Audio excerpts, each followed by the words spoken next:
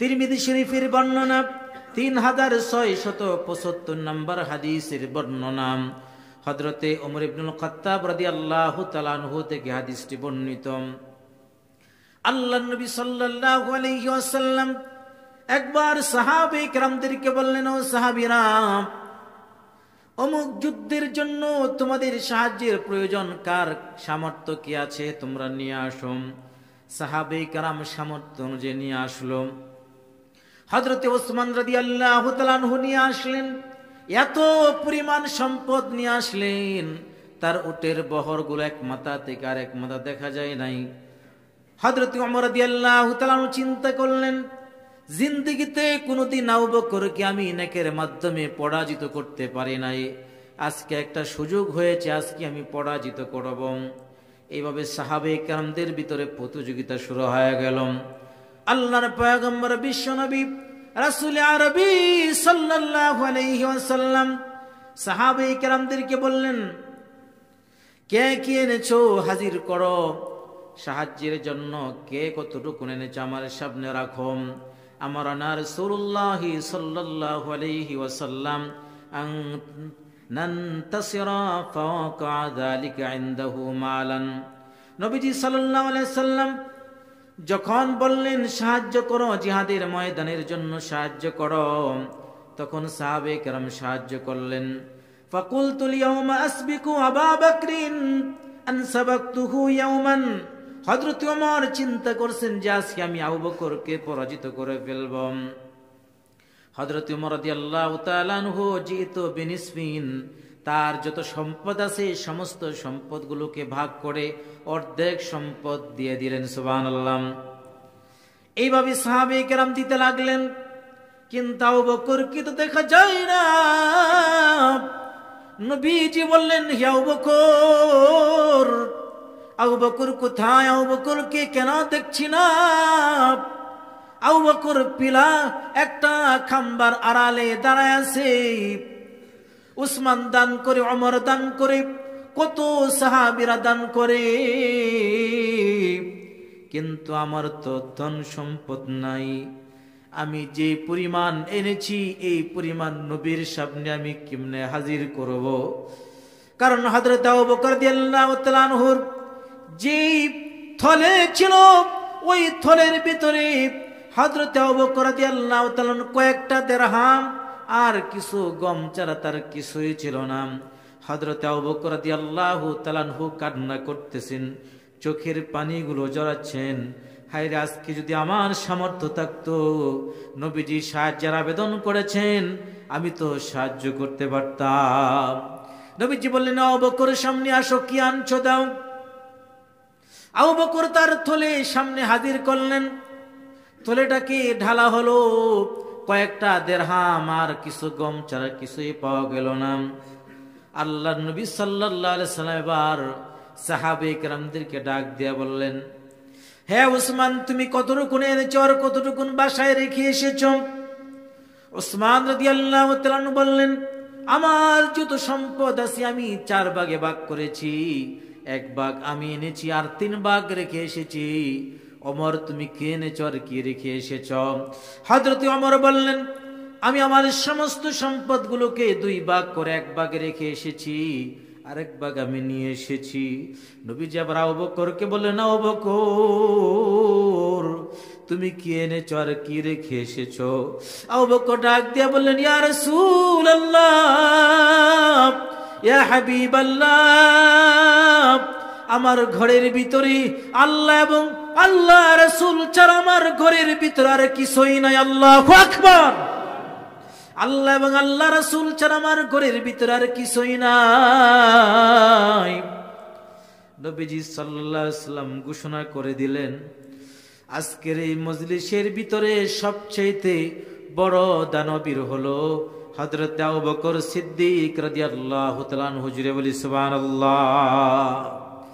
তাহলে কোটি টাকা দান করাই সবচেয়ে বড় দানবীর নয়, বরং দান করা, আল্লাহ রাস্তায় সহযোগিতা করা, দান করা সামর্থ্য অনুযায়ী। আমার যদি কোটি টাকা থাকে আর যদি ওই জায়গা থেকে 1 লক্ষ টাকা দেই, এটা আমার জন্য যতটুকুন একজন গরিব যদি 1 টাকা দেয়, সেই 1 লাখ টাকার মতন তার কাছে আল্লাহর কাছে গ্রহণীয়। এই জন্য হযরত আবু বকর সিদ্দিক রাদিয়াল্লাহু তাআলা আনহু কেমন দানবীর ছিলেন। খলিফাতুল মুসলিমিন হযরত ওমর রাদিয়াল্লাহু তাআলা আনহু মানব সেবার জন্য কেমন কাজ করেছিলেন। আমরাও তো মানব সেবা করি, বিভিন্ন সময় মানুষদের উপকার করি, বিভিন্ন সময় মানুষের খোঁজ খবর নেই। খলিফাতুল মুসলিমিন হযরত ওমর রাদিয়াল্লাহু তাআলা আনহু যেমন শাসক ছিলেন, তেমন তিনি মানুষের খোঁজ খবর নিয়েছেন। খলিফাতুল মুসলিমিন এমন শাসক ছিলেন না যে ক্ষমতার মসনদে বৈশা জনগণের সম্পদগুলোকে আত্মসাৎ করে বাহিরের দেশে পাঠান নাই, বরং খলিফাতুল মুসলিমিন ওমর এমন শাসক ছিলেন, এমন সরকার ছিলেন, রাতের বেলায় তিনি অলিতে গলিতে ঘুরতেন, কোনো অভাবী কোনো অনাহারে আছেন কিনা তার খোঁজ খবর তিনি নিতেন। রাতের বেলায় খলিফাতুল মুসলিমিন ঘুরতেছে, হঠাৎ করে একটা ঘর থেকে, কুড়ে ঘর থেকে শিশু বাচ্চার কণ্ঠে কান্নার আওয়াজ শোনা যায়। খলিফাতুল মুসলিমিন সেখানে গিয়ে হাজির হয়ে গেলেন। দূর থেকে তাকাইলেন, সেখানে দৃশ্যগুলো পরিলক্ষিত হলো।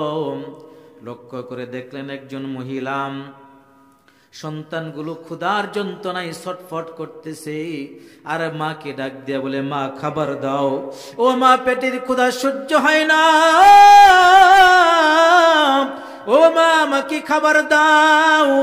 মহিলা একটা পাতিলার মধ্যে পানি নিয়া ওই পানিটা চুলার উপরে দিয়া তখন নাড়াইতেছে, আর বাচ্চাদেরকে বলতেছে, অপেক্ষা করো, তোমাদের খানা হইতেছে। এইভাবে আস্তে আস্তে বাচ্চাগুলো ঘুমিয়ে পড়েছি। খলিফাতুল মুসলিমিন সামনে গেলেন আর ডাক দিয়া বলেন, ও মা, আসলে কি পাতিলার ভিতরে কোনো খাবার আছে নাকি? বলে, না, পাতিলার ভিতরে কোনো খাবার নাই, আমি এক দরিদ্র ফ্যামিলি, আমার কোনো খোঁজ খবর খলিফাতুল মুসলিমিন নেয় নাই, আমি সেই অসহায় অবস্থা আছি,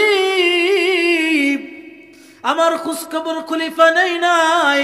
কিয়ামতের ময়দানে কিন্তু আমি খলিফাকে ছাড়ব না। খলিফাতুল মুসলিমিন বলে, তুমি এই বাচ্চাগুলোকে কেন মিথ্যা আশ্বাস দিলে? বলে, বাচ্চাগুলোকে এই জন্য মিথ্যা আশ্বাস দিয়েছি, খাবারের অপেক্ষা করতে করতে যেন সান্ত্বনা পায়, তারা ঘুমিয়ে যায়। খলিফা দৌড় দিলেন, বাইতুল মালে চলে গেলেন। আসলামকে বললেন, জলদি করে 18 বস্তা আমার কাঁধে উঠায় দাও। আসলাম বলে, আমার মাথায় দেন, আমি সেখান পর্যন্ত পৌঁছে দে। খলিফা ওমর বললেন, কিয়ামতের ময়দানে যখন গুনার বস্তা নিয়ে যখন আমি হাজির হয়ে যাব, তখন কি তুমি আমার গুনাহ গ্রহণ করবে নাকি? তুমি কি আমার গুনার ওই বস্তা বহন করবে নাকি? বরং আমারটা আমাকে করতে দাও, আমার কাঁধে উঠায়া দাও। খলিফাতুল মুসলিমিন একটা দুইটা রাষ্ট্রের খলিফা নয়, অর্ধ জাহানের তিনি বাদশা ছিলেন।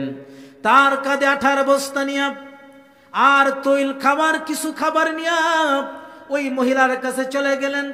আর মহিলাকে বললেন, আপনি খাবারগুলো, ওই আটাগুলো দিয়ে আপনি রুটি বানান।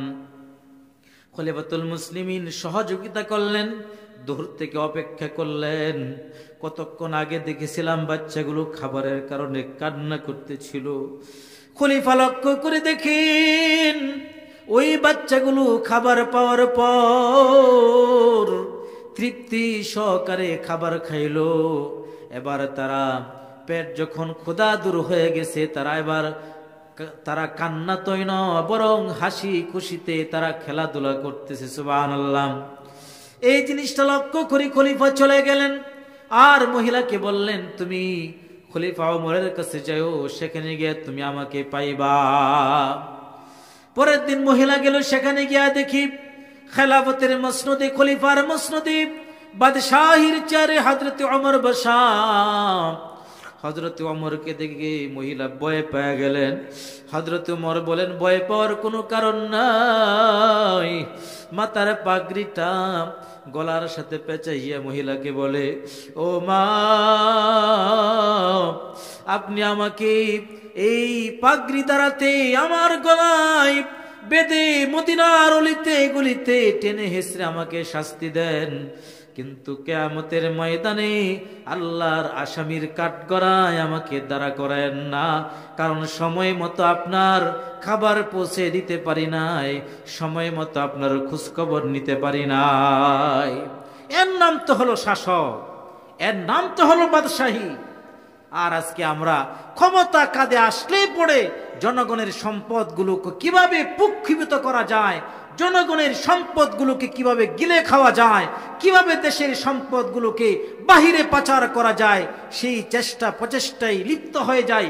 যতক্ষণ পর্যন্ত সাহাবে কেরামদের আদর্শ আমাদের শাসকদের না আসবে, ততক্ষণ পর্যন্ত বাংলাদেশের ভিতরে শান্তির আশা করা যায় না। ঠিক কিনা বলেন?